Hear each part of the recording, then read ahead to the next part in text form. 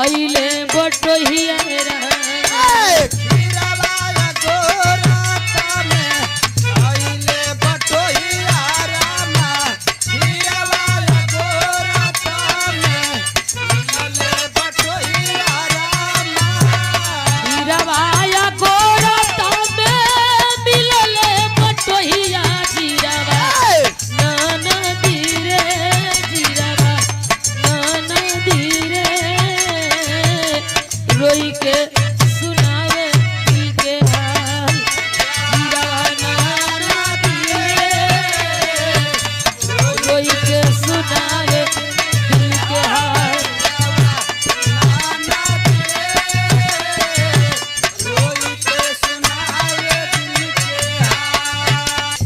जिंदगी आखिर होला का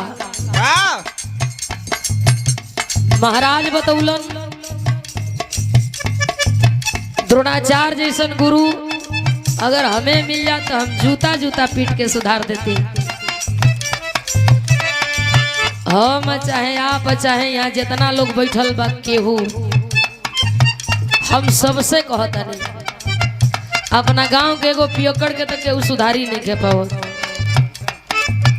तो द्रोणाचार्य जैसन लुटेरा के चाहे डकैत के बदमाश के चोर के सुधार पाई।